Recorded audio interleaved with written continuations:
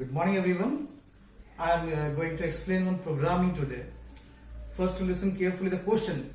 The question is, write a program to input a number and find that the number is prime number or not. The first thing you have to understand that what is the meaning of prime number. I hope you learned in mathematics. Then also I am explaining you. The number which is divisible by 1 and itself is called as an prime number. That means the number is divisible by how many times? 2 times. Means once by itself and once by 1. Means if I will start one number, that is if I will take 7, then I need to check from 1 to 7 by how many numbers we can divide that 7. So I need to check 1 also, 2 also, 3 also, 4 also, 5 also, 6 also, as well as 7. So I will check how many times? 7 times. Correct now? And I will do one more thing in the programming coding, that is I will make one variable. If the variable value will be 2, means 2 times that 7 number is divisible, then we can say it is a prime number, otherwise not. So let's see the programming. Again, the question is what? Write a program to input a number and find that the number is prime number or not. So, dear students, if you see here, the first line which you are writing in the programming is what? That is package declaration. Import java.util.* semicolon. Second line is what? Class declaration, class ABC. So I am writing second point is class ABC. Third point is opening curly braces. Thereafter we are writing opening curly braces. And then next is what?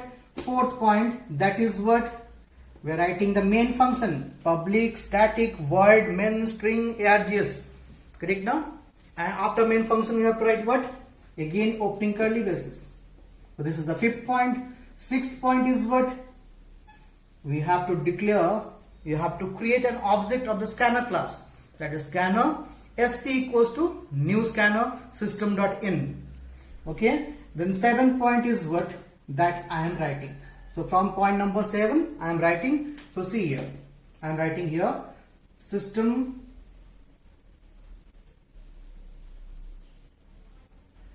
dot out dot print ln, and I am printing one message. Enter a number.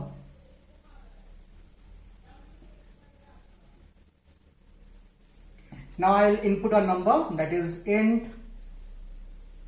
The number I can take anything. I am taking SA. So A equals to sc dot next int. sc dot next int. This int is we are using this. I'll show you by different color. This int we are using in which case? For the input of a variable which is which type? Integer type. Which is integer type. So next here we need to make one variable. The variable name is, I will take one variable. The variable name is t. Correct now? This variable, what is the use of this t? The variable t is used for the case if the number will be divisible by itself and any other number.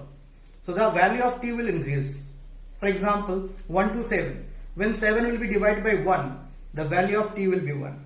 When 7 will be divided by 7 only, then the value of t will be 2. One more example you can take.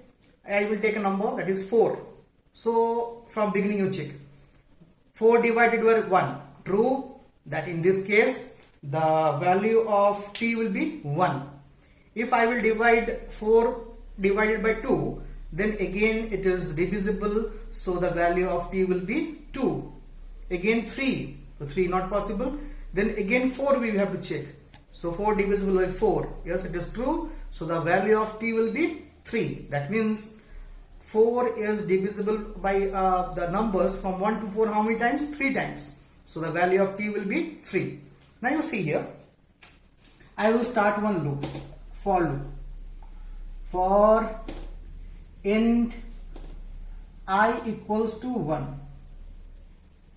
Now I have to check till that number. I said no, if I will take 7, then till 7 I have to check. If I will take an input as 4, then I have to check till 4. So I will write here, the number is what? A. So I will write A. Then semicolon, and I will increase the value of I by 1. So I equals to I plus what? 1. Now next, again for loop we will start. That is, instead of for loop, what we have to write? At first we have to check if the number is what? The number is A. If the number is divisible by what? I. What is the value of I? If the number is 4, the value of I will be 1, 2, 3 and 4. Means 4 times the loop will work. And if we get the remainder as 0, that time the value of t will be increased by 1. That time the value of t will increase by 1. Now close the for loop. If the value of t is only how much? 2. Then we can print system dot out dot println, that is prime number. Otherwise else system dot out dot println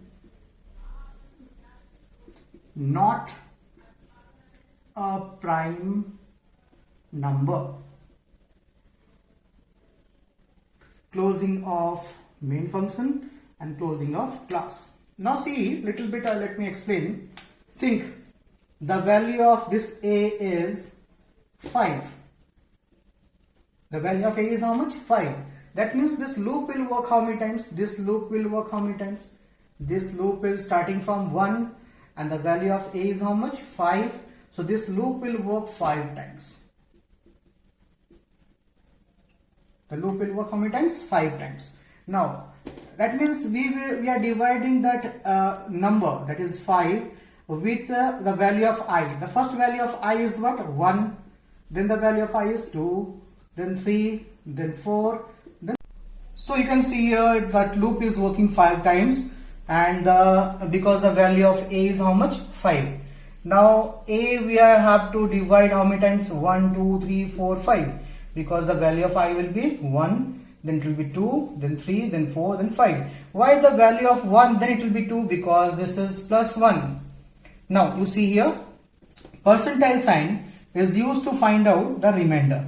The remainder, that is, if I will divide, remainder means what? See, if I will divide 5 with 5, then the quotient will be 1 and the remainder will be 0. Whenever it will be divided, then the value of t will be increased by 1. So first time the value of t will be 1 when the value of I will be 1, and the second time when the value of I will be 5, that time the value of t will be 2.